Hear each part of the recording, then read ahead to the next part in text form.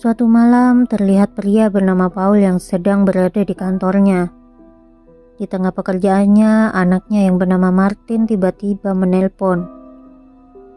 Martin mengatakan kalau akhir-akhir ini ia merasa takut pada ibunya. Karena selama sang ayah bekerja, ibunya yang bernama Sophie seringkali ngobrol sendirian saat berada di ruangan gelap. Mendengar itu, sang ayah mencoba menenangkan Martin. Mungkin ibunya hanya sedang stres saja. Oke.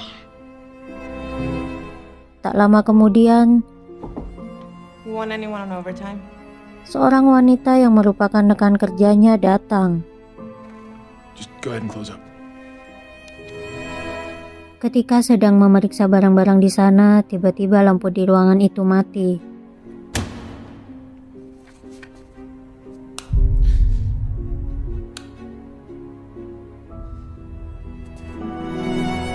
Saat menemui Paul, ia mengatakan telah melihat sesuatu di gudang belakang.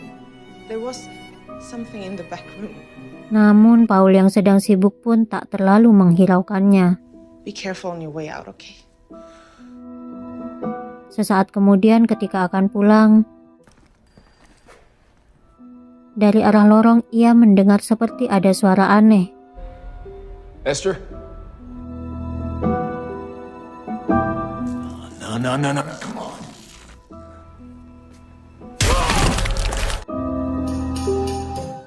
Beberapa waktu berlalu setelah kematian sang ayah. Martin yang tengah sendirian tiba-tiba mendengar suara dari dalam kamar ibunya. Karena penasaran, ia pun segera pergi memeriksanya. Di situ Martin lagi-lagi ngelihat ibunya mengobrol sendirian di ruangan gelap. Did we wake you?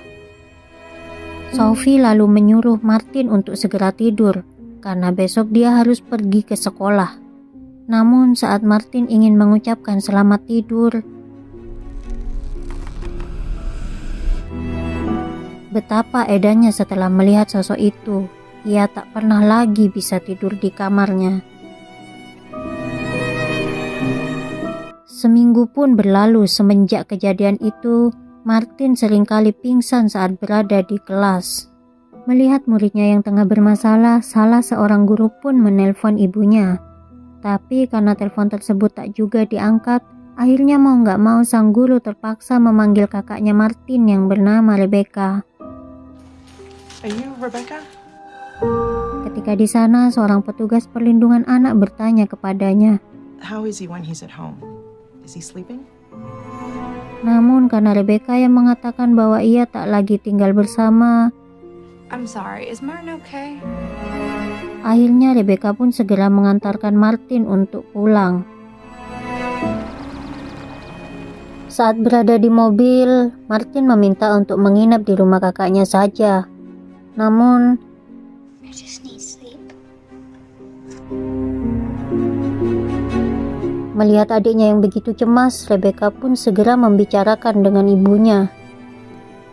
Rebecca, hi. Hi. Sementara itu, Martin mulai berkemas mengambil barang-barangnya untuk segera pergi bersama kakaknya. Di saat itu pula, sang kakak yang tengah ngobrol dengan ibunya mengatakan jika ia akan membawa pergi Martin untuk tinggal bersamanya. I'm gonna have Martin staying with me. Mm-mm.